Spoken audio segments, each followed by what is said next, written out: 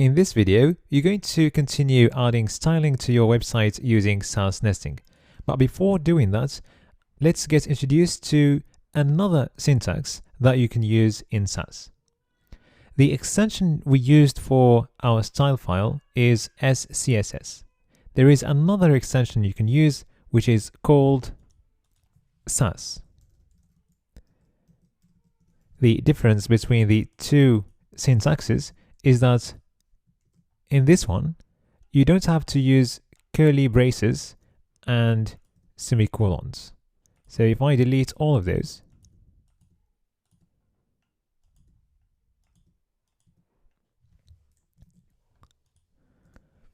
and then go to my command and convert the style.sass file instead of the style.scss file to my CSS file, and run the command again. So if you want to stop this, you just do Control C like this. So on a Mac it's Control C, and on Windows it should be Control C as well. So I'm going to run the command again, and you can see that we've got the same output inside the CSS file. So it's up to you whether you want to choose that syntax or that one. I actually prefer this one because it looks very similar to CSS, using curly braces and semicolons, but if you want, you can go for that one if it suits you better. Alright, for now I'm going to go back to the scss file, so I'm going to change the command again, and then run the command again. So at the moment we are watching that file and applying any changes in the compilation to CSS. So I'm going to close that, and stay with this one. Just a quick comment before we continue. If you want to convert a whole folder of Sass files or watch files inside that folder and convert them to CSS files inside another folder, all you need to do inside your command is to have your first argument as the folder itself and your second argument as the folder of CSS files as well. So if I do this, then I'm going to be watching all files inside the Sass folder and converting them to CSS files inside the CSS folder. All right. So that was just something to bear in mind, just in case you want to convert everything inside a folder to CSS files. All right. So now let's go ahead and add more styling inside our Sass file. So now I'm going to add the hover state and the active state for these links. So you can see that if I click on the link and it becomes active, there is a certain styling for the link, and if I just hover on it, there is a different styling. All right. So inside the selector of our links, we can add the hover state by going to the link like this, colon, hover. Now, since the selector is A before the curly brace, it's not going to be convenient to use A again right there. So what you can do is use an ampersand, which means that you are referring to the same selector outside the curly braces. So this ampersand means A. All right. So when I hover on a link, I want the background color to change. So let's change it for now to yellow, for example, and see what we get. As you can see, it is working. Now let's go to the active state.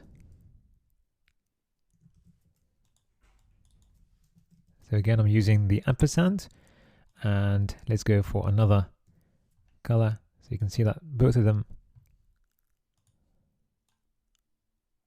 are actually yellow, but one is darker than the other. So let's go for another color for now, and then come back to it later. So I'm going to use that one for now. So when I click on it, it becomes green, as you can see. And I'm going to come back to these later on, and I'm going to use something in Sass called functions to darken the yellow color we used originally. And you'll see how that works in a bit. Okay. All right, now let's move to the concept of variables in Sass. A variable can be used to store any CSS value. So all these values that you used so far for your styling, you can store them inside a variable. So that could be the value of your padding, the background color that you used for your nav, the value of your text transform, and so on. All right. So for now, let's create a few variables. So I'm going to create a primary variable, or let's go for primary color, for example. And I'm going to set that to the one we used for the nav background color, like this.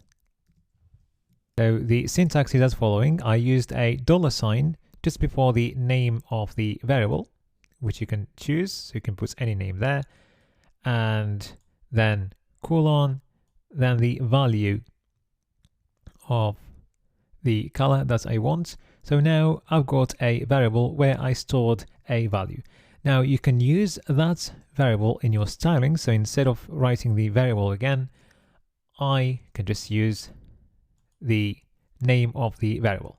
So it's very hard to remember a color like that. So it's more convenient to store it inside a variable and use the variable wherever you want inside your styling. So in our example here, the website is pretty small and simple. So the value of our variable is not repeated many times in our style sheets, but once you move to a big project, then you will see the point of using variables like this. All right. All right, now let's style the rest of our document. So just one thing, I'm going to change the name of the color to color 1, like this. Okay, so now we're going to style the content of the article elements. So we've got the article, then inside it we've got a couple of divs and then H3s and paragraphs. So again, we're going to be using nesting. So let's go to the article, then div, and then let's go to the H3 element and give it a color. So I'm going to go for something like, let's save, and let's go to the paragraph and give it also a color and save. All right, perfect. Let's change the font size of the H3 to make it slightly bigger. So let's go for 24 pixels or 28. And let's go for a font size of 20 for the paragraph. That looks all right. Now to make our code more structured, we're going to define all the colors right there and then use them in our styling later on. So for this color, I'm going to place it inside a variable color2 like this, and then use the name of the variable there. And then I'm going to do something similar with that one. I'm going to call the variable color 3.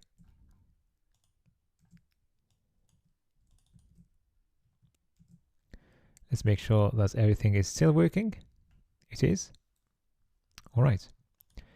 Now you can see that this link is active. And if we look at the index.html file, you can see that it's got a class active. So let's add some styling to that link.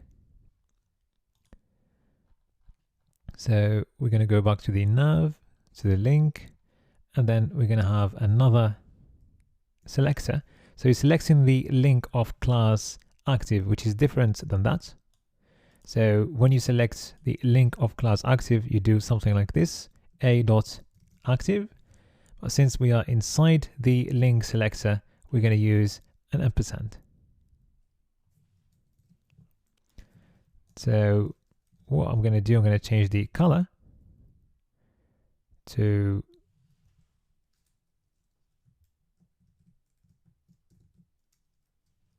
this value. All right. And also let's change the font weight to bold. That looks perfect. Well, let's increase the font size as well. So let's go for 24 pixels, for example. That looks all right. Now, since we are using Flexbox, it's a good idea to set the box sizing property of everything to border box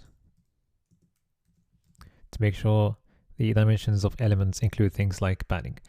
Okay, now a quick comment about variables. Since we define those variables at the top of our file like that, then they're going to be accessible anywhere inside our file. But what if you define the variable 3 right there, and then you try to use it right there? Is it going to work? Well, let's find out. So I'm going to save.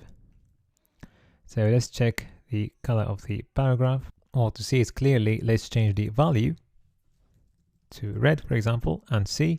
Well, actually it doesn't work. So basically what's happening here is that we're defining a color between curly braces, and we're using that variable in another context inside another set of curly braces. Well, it doesn't work because any variables that you define inside those curly braces are going to be specific to the content inside those curly braces. So what you can do to fix this is to make that variable global. So you can do that by adding the global keyword after the exclamation mark like this. So if I do that, then that variable is going to be accessible from there as well. All right, so that was just a quick comment to see the context of different variables. So let's go back to our previous value. All right, hopefully you're now comfortable with the concepts of nesting and the use of variables in Sass. In the next video, you're going to learn how to reuse certain chunks of the Sass language inside the same file and across files using some really amazing features like mixins, extends, and you will also get introduced to pre-built Sass functions which will make your styling writing a lot easier.